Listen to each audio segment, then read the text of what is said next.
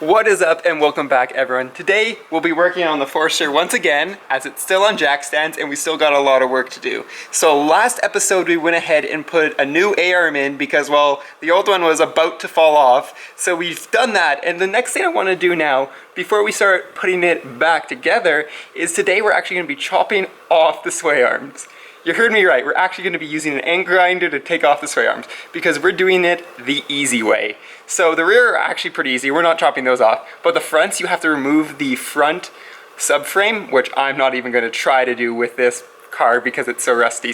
So today we're going to be taking an angle grinder and chopping off those sway bars. But before we go ahead and take the angle grinder to the Forester, let's talk a little bit more about what we're doing and why we're doing it. So as I mentioned, we are chopping off the sway bars, but there's a particular reason I'm doing it.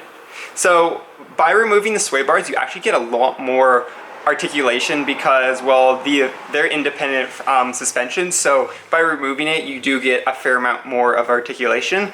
So that's the main reason I'm doing it, because this, even though I do daily drive it, I don't drive that many places, so it's not a huge deal for me to lose a little bit of handling and lose a little bit of speed when I'm cornering. So really the main thing is for off-road ability, but it does depend on the rest of your suspension setup, so we will be changing that in my Forester very soon. But if you're kind of staying with the stock setup, it is a little bit sketchy to go ahead and start chopping off the sway bar because you do lose a lot of mobility and some safety around that, especially when you're going around highway speeds. It does get a little bit wobbly. So if you're thinking about doing this, go through like I did and think about the pros and cons of it and think about if you really want to do it, and if you do, go ahead, grab an angle grinder and get started.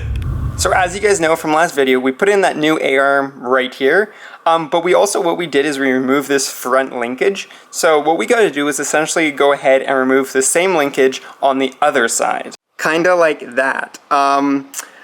Don't let that fool you. I took the angle grinder and chopped it right off because I got it, actually I was unable to do it quite a bit, and then I got to the point where the nut wasn't sliding off, so you know what I did? Angle grinded it, chopped it right off. I actually broke the angle grinder blade, but I can always put a new one on. So we got that now. I think we have to move on. Now we got to go ahead and undo that bolt and that bolt so we can have a little more wiggle room with the sway bar. And then I think it's easy as taking an angle grinder to that part and then pulling this piece out, and then we should be able to pull the other piece out on the other side. So I'm going to try to undo these two bolts and see how that goes. But the nut on this side right here decided to round off, so I guess it's angle grinder time for that one. And then on the other side, I got the one that's stuck over there undone, but then I got my ratchet stuck on that side. But what we're gonna do now is we're gonna go ahead and zip off the one nut that's completely sheared off. Like, there's no way I'm going to get that off any other way. So we're gonna get the angle grinder and zip that one off, and then hopefully it gives me enough playroom to essentially get that ratchet undone and out of there, because I should be able to wiggle the whole sway bar system around. And if I can't get it off like that, you know what I'm going to do? Just angle grind and split that sway bar in two, and then we'll definitely be able to get our ratchet. After angle grinding and then using a cold chisel to rotate the nut around, we were able to get this whole side nice and loose, but somehow my ratchet is still stuck in here. So it looks like we're going to go ahead and make an cut on the sway bar right here on one of the sides. And there we go, we have made our cut in our front sway bar. For taking the angle grinder and cutting off a single piece of metal on my car, I was surprised of how long that took. The issue was you only have about 100 and maybe 200 degrees of actual play in there, and then you hit like the power steering or you hit the oil pan. None of those you want to hit with an angle grinder, so you got to be careful.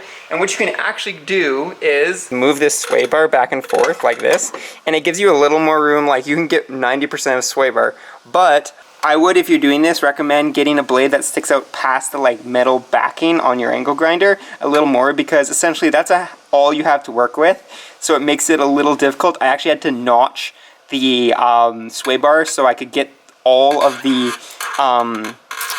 angle grinder in there, like this piece too, to get the blade to the place I wanted to cut. So yeah, that's just a thing that would make it a lot quicker. Now we should be able to go ahead, I don't know if it's going to work like this, and just yank this out. There we go. There's one end of the sway bar and the cut I made. So now let's see if we can pull the other side off. Well, we got the sway bars off. After a little bit of prying, as you saw, I actually took the brackets and just used a crowbar and pried them off, and they came right off. And I was able to get the socket off because I did it back up and then I did it with a wrench.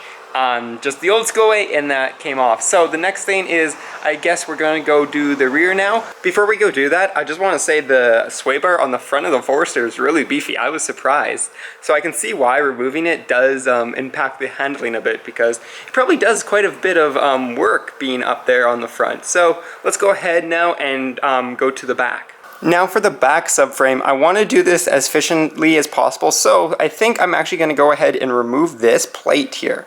So there's a bolt here, and I found the bolts in the frame actually don't really seize up as much as everything else. So I'm going to try this and see if I can get them undone. If I can, that's going to be great, because then we can go ahead and just undo the bottom bracket here, or the bottom linkage, and then we can pop it off in like 10 minutes. So wish me luck.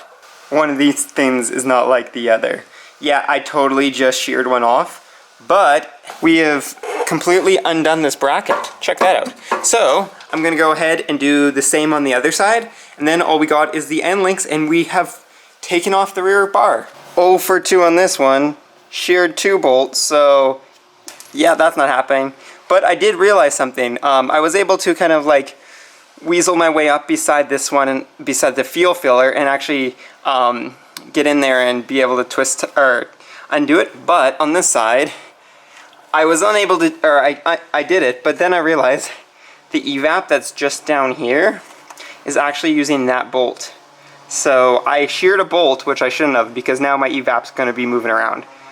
So what I think I'm going to do is, once I get this guy out, which now we're on the end links, which honestly I think I'm just going to angle grind them off, is I can twist it out, twist this whole thing out and be able to get in there. But I'm going to probably just JB weld it up at the top in there, and then that will hold my evap system on, because, well, I really don't know what else to do. And there we go. We got all the sway bars off. That was a challenge and a half. If you live in Canada where it's super rusty and you go to Old Forester like this and you're looking to do it, this is the only way you'll be able to do it. I don't think you'll get half the bolts off. This car is like relatively clean for how long it's been driving and how old it is, but those bolts, all of them sheared off. I guess they're plugs in the frame. I was gonna actually screw them back in to kind of plug the frame. Then I realized they have a drain hole, so it really wouldn't matter. But obviously I won't have to screw them back in because they're all sheared inside the frame, so it really doesn't matter now. And then I just angle grinded those end links off. I wasn't even gonna mess with it. A little sketchy being so close to a gas tank and throwing sparks, but we got it done, we got it out, and we've also had to take off that rear bracket on the one side to get it through the rear of the car. Another kind of thing you gotta do that I kind of didn't think about, but we got that all done too, so we have successfully taken off the rear sway bar. So there we go. We got the Forester sway bars off, so we can do some more off-roading and get a little more articulation out of the suspension. But that is going to be it for today, so I hope you guys enjoyed this, and I hope you guys are following along, because we got some really cool mods coming up for our off-road build, but that is going to be it. So as always, peace out and stay humble.